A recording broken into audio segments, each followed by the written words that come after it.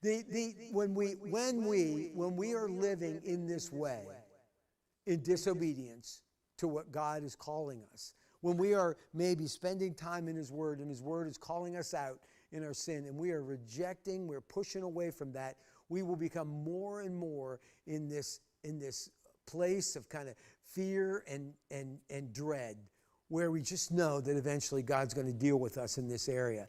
And that is where Eli is. And he really is at this place because not only does he know that his sin hasn't been dealt with, he has had it come from God, from the man of God himself said, this is what's going to happen. So for however long he's been living with the understanding that eventually this is going to come to pass. This is eventually going to happen. Now, in what way is that true about every one of us? In what manner is that not simply Eli's experience, but an experience of all of us?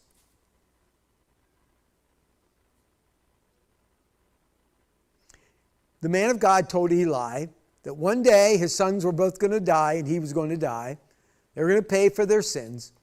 In what way does that apply to all of us? Shirley? We're all going to die. We're all going to die. We're all going to have a day of reckoning.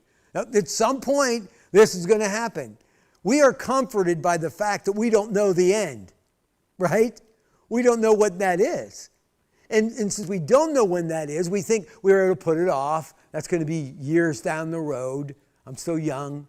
And so we comfort ourselves by that fact. But the truth is, we're in the same place.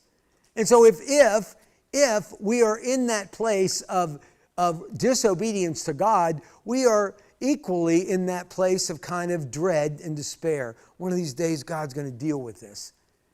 One day, God's going to rectify this.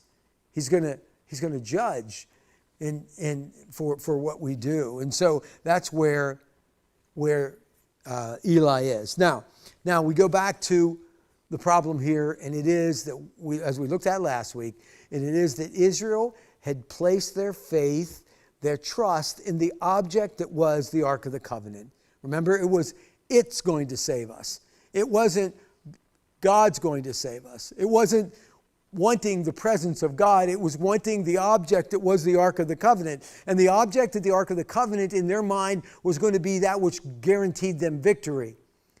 And when that faith was placed in that object for what seemed probably to be a very long time, eventually God was going to remove that object. And that's what's going to happen in this moment. Now, we will look over in the coming weeks that the ark didn't stay there. It makes a couple of trips back and forth. But at this point in history, it is, from God's perspective, better that His presence, represented by the Ark of the Covenant, would be removed from them. And the reason was because that's where they were finding their trust. That's where they were placing their hope. That's where they were placing their confidence, in this object instead of God Himself. And so when our trust is placed in an object instead of God Himself, He will remove it. And so the Ark of the Covenant removed from Israel, at least in part for that reason. For that reason. And so I want you to notice in this, though, the reaction from Eli, I think, is interesting. Eli has been expecting judgment. Wouldn't you agree? God told him He was going to judge him and his sons. He's been living with the expectation of that judgment. And so when the word comes that his son has died, what is shocking to him in this story, in that information that he receives from the runner, from the messenger? What was it that shocked him? The ark was captured. The ark was captured. And so what that indicates to me is this: he wasn't expecting that. He was expecting the personal judgment. He was expecting that God's going to even things up. God's going to take care of me and my sons and our disobedience. But he was not expecting that the Ark of the Covenant would be handed over to the enemy. And I think the importance of that is this, is that he looks at his personal sin and the personal sin of his son, and he thinks it's contained. He thinks it's contained within his family, right? The close proximity, those of us that are around. And so my sin will not affect anything beyond that. And now he finds out that his sin has an effect way beyond simply his immediate family. And so what we see is that we often overlook how our personal sin affects corporately or impacts corporately. And what do I mean by that? That it has an impact beyond just ourselves. And so we are surprised when bad things happen outside of just simply those that are intimately experiencing our disobedience. Now, I see this all the time.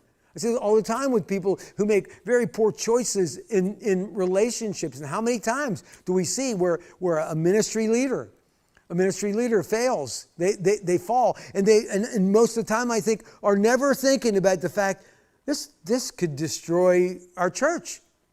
This could destroy the ministry of this church, and yet all I can see is that which I want in front of me, and I think that the only thing that's going to be impacted is, well, me, maybe a couple of close relationships. But generally speaking, it's not going to do damage to the church broad, wide, church wide. And yet, every time that we see something like this that occurs in a church, it ripples through the entire church. And so I'm even speaking only in a church. I think we could even expand that into our nation, that we think that our sin is just very private and very specific to those that are impacted by it. But there is this effect, this cumulative effect of all our sin that corrupts an entire nation, that brings a country eventually to its knees. And so understanding that, I think we get a picture in that with Eli, where he's surprised that the ark would be affected by this. In the same way that I'm surprised when my sin affects somebody more than just the people that are right around me. We convince ourselves that this is just between me and God, nobody else. And yet it ripples deep, way beyond that. And so there's this corporate effect, whether it's in a local sense, whether it's in a more family sense, whether it is even a broader community-wide or nationwide effect. And so we see that with Eli, this kind of, I think, surprise that his sin affected in that would reach all the way to the Ark of the Covenant. The next thing is that God's judgment on Eli and Israel is a product of a series of progressive steps of disobedience. We might be tempted to look at this and try to find that one big thing. What's the one big thing that he did that brought this down? And I think we would say that same thing about ourselves. We look for that one big failure that we could point to. But really what we see is there's these incremental steps. Little bit of disobedience here, little bit of disobedience there. Just stepping a little bit at a time until finally you're way off base and you never even realized it. And that's the picture of Eli. This isn't just one big thing. This is all those steps of disobedience that brought them to where they are as a people, but maybe even more specifically where he is as a family. All these small steps of disobedience. So if we were to think about it, we were to go back through and look at some of the things. We say, well, they were kind of stealing from the sacrificial items, right? They were taking advantage of people. They were treating God's stuff profanely. They were sexually sinning with the women that served at the temple. And then we've got Eli, who apparently has a problem with gluttony, but also is ignoring the problems that are present in the temple service regarding his sons. All of those things. It's not just one big thing. We might look at it and say, oh, he slept with the girls at the temple gate. That's what it was. No, it was all of those things, progressive steps of disobedience. And the same thing is true for us. And as we look at this idea that somehow the glory of God would abandon, let's say it this way, it would abandon a church. That there would be a time when the glory of God would walk away from, or whatever description we would have, the glory of God would leave a church.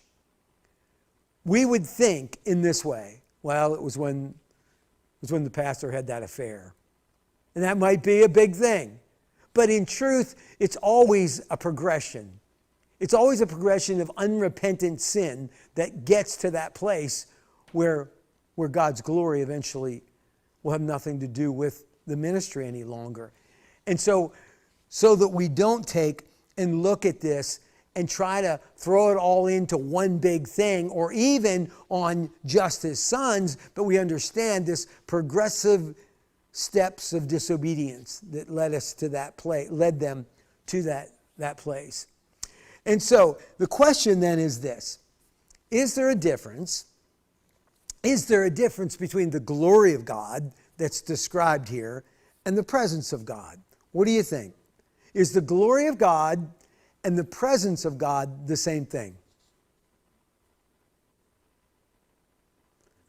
I'm getting some shaking the head no's, and I agree with you. And I think the reason that I agree with you is because if we follow through in the way that the narrative continues, we can see that the glory of God is something separate from the presence of God.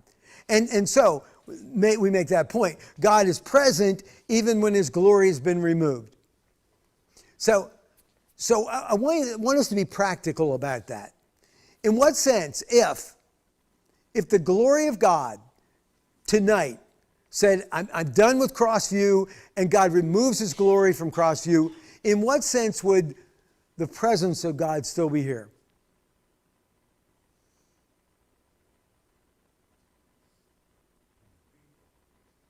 Fred says in his people. I agree. The fact that, I'm assuming, if the glory of God departed from Crossview, there would still be Christians that would be present here. There would still be believers. And if there are believers here, then God is present here. Absolutely. Any other way that you would say God's still present? And we could say this about, and maybe we should take a step back from personalizing it, and we can look at some corrupt denomination who the glory of God left years ago. In what sense is God still present in those places? God is everywhere, and he does want people to repent, and so he's still there waiting for them to repent. Okay, God is everywhere. He's omniscient, omnipresent, and so he's everywhere, and he never tires of calling us to repentance. So there's, in that sense, God is always present. Never leave us or forsake us. He says that about the believer. Now, I would say this: we need to make sure that we don't attribute to a church truths about that God has spoken to us as people. Right? The fact that God would say to us, I will never leave you or forsake you, doesn't mean that he wouldn't leave a church when a church has become completely apostate and removed from him. You know, the church at Laodicea, which had become lukewarm, and God, or in fact, every one of the churches in the book of Revelation eventually ceased to exist. God warned them, and eventually, he took away their lampstand. All the various threats that he made to him eventually were made complete. So churches are not granted eternal security. Individual Christians are, not churches. And so understanding that we don't want to attribute to churches the promises that have been made specifically to us as believers. I think that's important that we understand it that way. I would say one other way, that God will always remain present even when his glory has departed, is through his word. As long as God's word is present, God is present, right? And so in those ways, the glory of God could walk away and God's presence would still be there. I believe that to be true. So I think what that means that we have to identify then is what is the glory of God. What is it specifically that he's talking about? And I believe the best way to define it is this, and it is that the removal of God's glory is the removal of his blessing and his protection. The glory of God is that which blesses us and protects us as a body of believers, as a church. And I believe the glory of God, I think when we speak in that way, can be very specific in that the glory of God is resting on Crossview. But I also believe this, that it is possible for us to live in such apostasy and disobedience that there would be a time where they would write Ichabod on the wall and God's glory would no longer rest here if we lived in that kind of rebellion and disobedience. That's the picture of Israel at this time, but I believe it's a picture of many churches in the world today.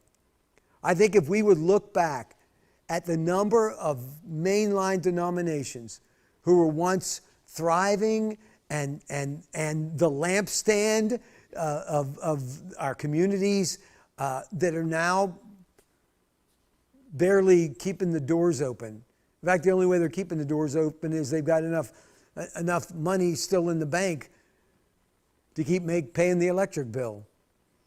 And so that apostasy, that abandonment of God, that progressive, continuous, unrepentant disobedience will eventually lead to that place where God will pull himself away from protecting and blessing the church.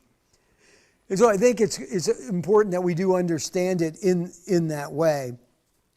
And so a couple of points, though, that we need to go on from that. And the next one is this, and it is that God's glory can't be limited by the absence of an object, which is what they were saying. The reason that she gave the child the name was that God's glory now was absent because the ark was absent. Now, that wasn't the truth, right? That isn't what was going to cause them to lose God's glory. What was going to cause them to lose God's glory was their sin and their disobedience. That's why the Ark of the Covenant was gone.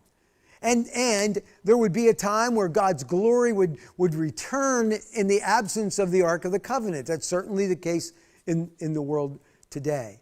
But when Israel had put all their hope, all their belief in the fact that his glory cannot be separated from the Ark of the Covenant, that meant when the Ark of the Covenant was gone, God's glory was gone. And there certainly was the case that both were gone at this time, but certainly not because the Ark of the Covenant was gone. It was because they had abandoned God, because they had sinned and were unrepentant of that sin. And so we could not look at the glory of God, Ichabod, the child's name, simply because the ark was gone. It's because the glory of God has departed Israel. And that's what it says, Israel, not this location, not the temple. It speaks specifically of Israel. And so I want us to just kind of think of why this happened. Because I think, here's why it's important. Because I believe it's possible, as I've already said, for the glory of God to depart from churches today, from our gatherings. I believe that's possible. God will remove his blessing and he'll remove his protection from us as a church if we live in disobedience to him. And for that reason, what we need to understand and take a look at is how did this happen? Why does this happen? And why would it happen today? And the first thing is that God's glory is removed as a result of treating the sacred profanely. They were taking the sacred things of God and they were treating them profanely. What were some of the ways they were doing that? What were some of the things, the sacred of God, and they're treating them in this profane, secular way? What were a couple of things? The sacrifices. They were abusing the sacrifices for themselves. Sacred, profane. What else?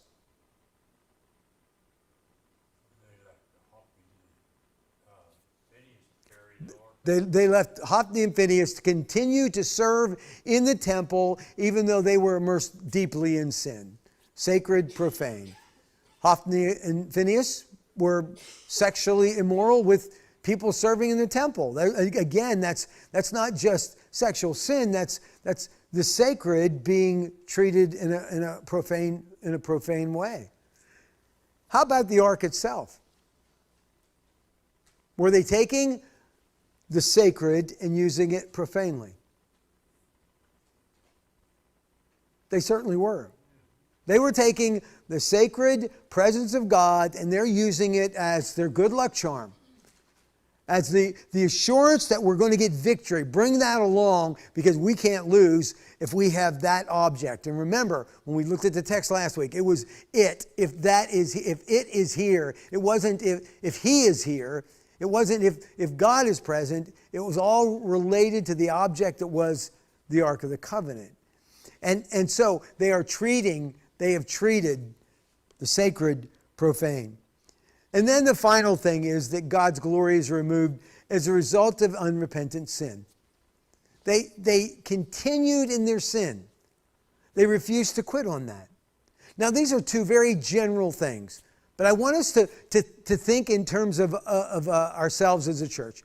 So when I say, if we are concerned that the glory of God is going to remove his glory from our church, we might think in this way. We might immediately think in a corporate fashion. And what I mean by that is he's going to take the corporate sins of the church, the sins that we're all responsible for together. Or maybe even in a leadership role, that those who are in leadership are sinning, and so. But I believe more importantly, it is these multiple progressive steps of disobedience that we all would take, and so unrepentant sin isn't just the preacher, it's not just the leadership team. It would be a body of believers who are walking in disobedience to the Lord. And that unrepentant, that progression of taking steps of disobedience in regards to God leads to that place where eventually God would remove his glory. And then the idea that we would treat the sacred profane. Now, in what way would we maybe do that today? How could we in the church today treat that which is sacred profanely? Shirley? Like tolerating things that are against what God. Okay. Abortion. Okay. Homosexuality. Okay. You know, By accepting tolerating their whole life. by accepting the profane things of the world into the sacred. Now, I think that's especially true when we take things like same-sex marriage, where we're actually taking that which is profane and now we are incorporating it into our liturgy, our services. And so if you as a church are taking that which is profane and now you're making it a part of, it's just a part of who we are, you know. God loves us all. He wants everyone to have somebody to love. And we would take that which is profane and we would make it a part of what we do and what we embrace as part of God's teaching. I believe that's it. I think the two things that, trying to keep separated are there's just absolute sin, the sin that we're involved in, the disobedience, but there's that bringing that disobedience into this, normalizing it within the body of Christ. It's okay. It's a part of who we are. And so when I look at all the churches that are crumbling, that are the denominations that are falling, isn't that always the steps that they take? Isn't it always adapting to the culture, normalizing sin to the from the culture into the church, all of that.